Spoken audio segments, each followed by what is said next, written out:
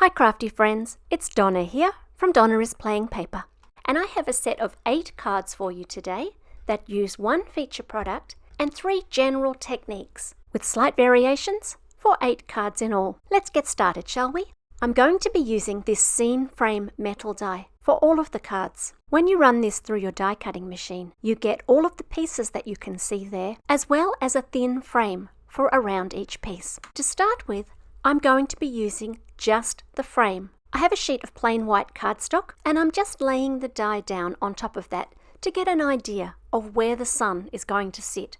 I'm not being very exact, but I wanted to have some yellows roughly where the sun was. Once the sun was in place, I've gone ahead and ink blended a range of inks in different greens running down the area that's going to be fields, and then some blues and into purples and pinks for the sky. I don't need to be too precious about how evenly I cover the paper because I'm going to come back and disturb the surface later.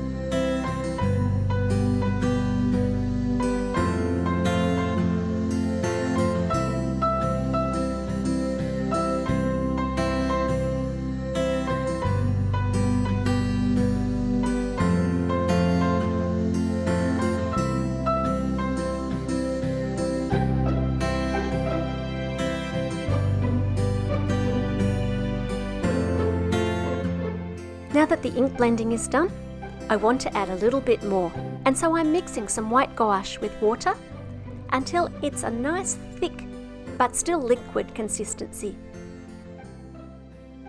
And then I'm changing my mind and deciding to add some clean water first. When I add droplets of clean water, I just spray the water into the palm of my hand, squeeze my hand up to wet it, and then flick onto the paper. It's good to have some paper towel ready. If you're using watercolour paper, you can let this sit for quite a while, but this is regular cardstock, and so I'm getting that water straight off. And then I'm going to flick that white gouache mixture all over the page.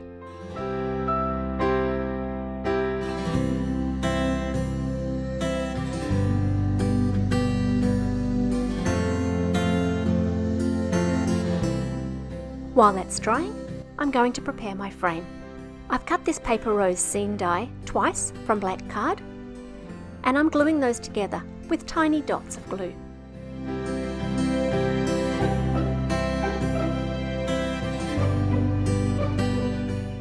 Once that's done and the panel's dry, I can repeat the process of the tiny dots and add that frame.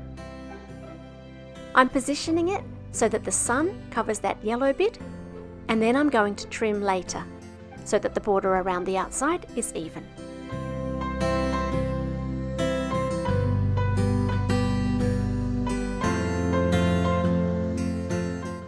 I've added my panel onto a white card base, and I'm going to use one of these embossed cut apart sheets in a nice bright blue to say happy birthday as a sentiment.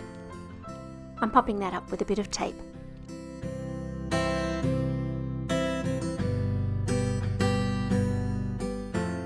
If ink blending isn't your thing, perhaps you'd like something a bit faster. How about ink swiping?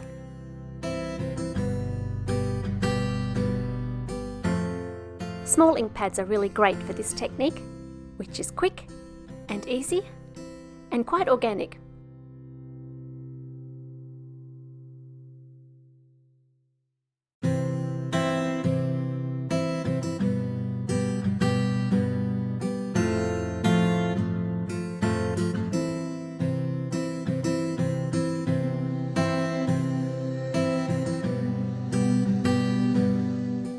This time, the sentiment is a happy birthday, also from Paper Rose Studio. The bottom layer is vellum, and then I've used white cardstock for the top. But perhaps those stripes weren't for you, and you want something quick and easy, but softer and more organic. Then, how about a little bit of ink smushing? I'm using distress inks and then smushing them onto some packaging before spraying them with water and turning the packaging over onto my card. I used watercolour cardstock for this version. That yellow was pretty bright, so I did end up tapping a little bit of it back off with some paper towel. Then I added a couple of greens at the bottom and a couple of blues at the top. When I was happy with where things were, I did bring in my heat tool to set each layer.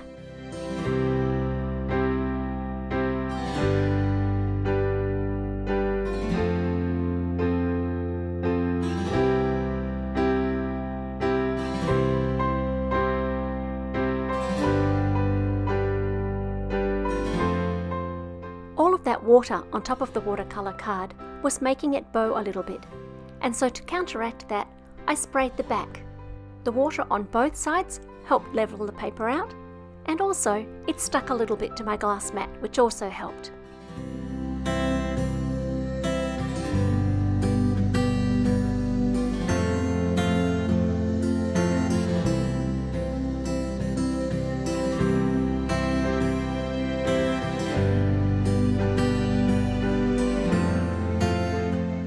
Once that was dry, I trimmed it down, mounted it onto a dark green panel, and then trimmed so that I had just a small border. This time I'm making my frame in white, which gives a lovely subtle look.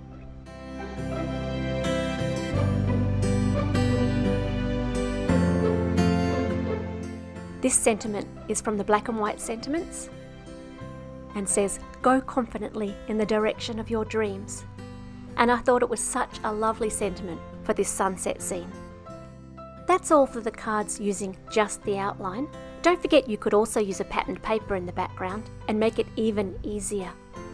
Now let's get on to some different cards using all of the parts. I've cut my frame in black and then cut the fields out in various shades of green so that I have lots of jigsaw puzzle pieces.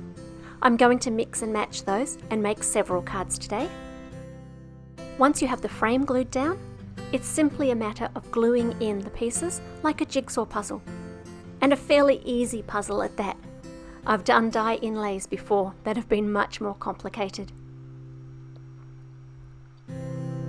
For this first card, I've gone directly onto the card so that our scene has a white border.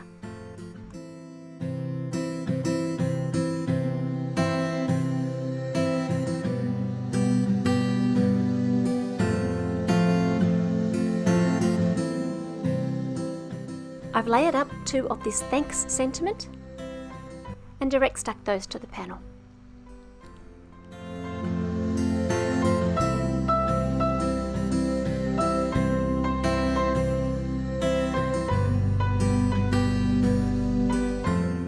For an extra border, you can do your jigsaw onto a piece of coloured cardstock and then put the whole thing down onto your card to give a little bit more dimension.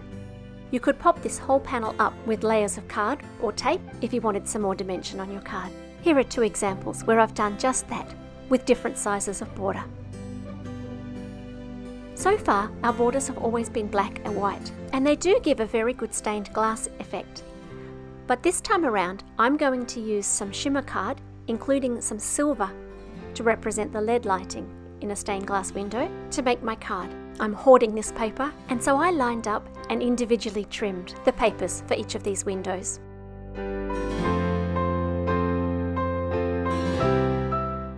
On to the third possibility.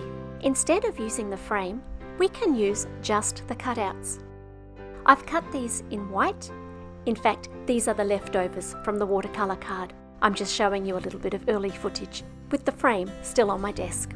I'm using some Picket fence Pouncers to add some colour to the different pieces. You could do this any way you like, but what I'm doing is adding one colour across the whole piece and then adding another shade into a corner or along one edge to darken it and have some variation.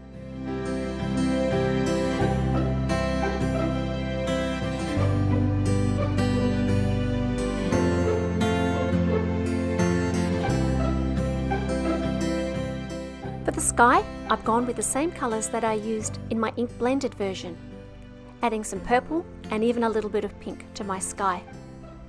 I loved the purple. The pink, I wasn't so sure about, and I went and covered that up again.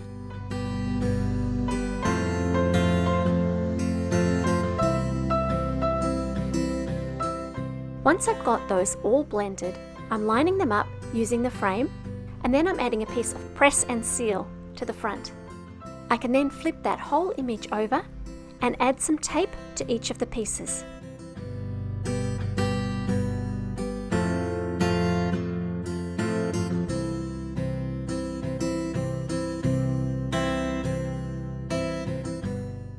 Once that tape is on, I'm pressing down firmly at the bottom of the card so that the press and seal is well attached to my card, and then flipping the whole panel down like a hinge. Then it's simply a matter of flipping it back up again and carefully laying it in place. All of those jigsaw puzzle pieces will stick to the paper, but the outline, which has no adhesive on it, will come straight back up again.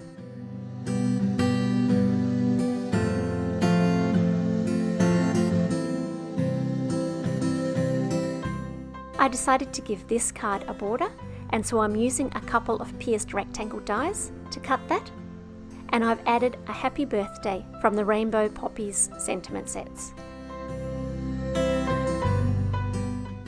I love the way the pieces float so neatly on the page. So there's one die used 3 different ways to make 8 cards. I hope you've enjoyed this video and that you'll come back for more. Feel free to like and subscribe, and I'll be back soon with some more cards. Bye for now.